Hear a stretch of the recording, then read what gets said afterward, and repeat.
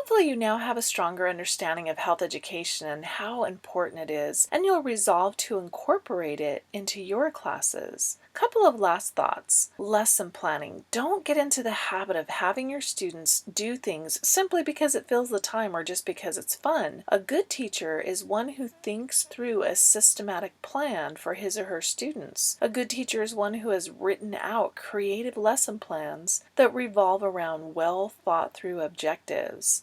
A good teacher is one who has learning activities that are creative and fun and that touch on the effective domain of learning. Remember that one of the things that makes health education different from other subjects is that many health topics are highly sensitive. Substance use and abuse is an especially sensitive topic because your students may have parents who smoke or drink. You have to be careful not to quote-unquote preach about the evils of smoking and drinking when many parents of your students smoke and drink. Because childhood obesity is so prevalent in our country, you will most likely have overweight students in your class each and every year. This is a very sensitive topic. You don't want to make the overweight children in your class feel bad, and you don't want other children to make fun of them as a result of your lesson. It's important to be extremely sensitive when teaching about obesity and these other sensitive topics. Also, children, especially young children, are dualistic thinkers, meaning things are black and white to them or right and wrong. So if you teach about the consequences of smoking, for example, they'll hear that smoking is quote-unquote wrong and it kills people,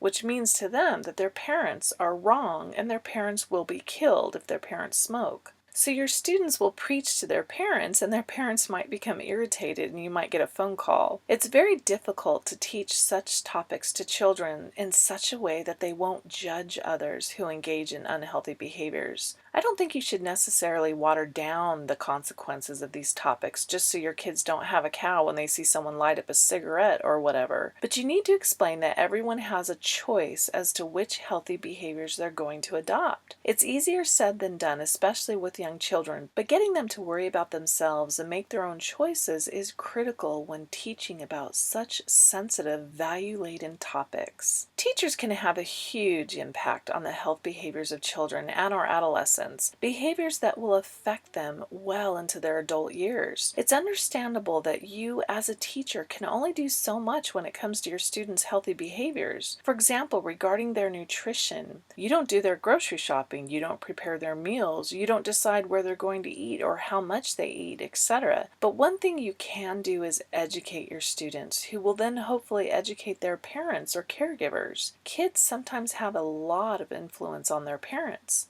Whether you're going to be an elementary teacher or a middle or high school teacher, I realize that it's difficult to squeeze health education into an already crowded curriculum. Why should you bother to try to include health education when there may be virtually no pressure from administrators to incorporate health into your classes or meet health standards? But please know that by incorporating effective health education into your classes, you may be affecting a child's decision making more than you realize. And that's it for this class. Best wishes to everyone.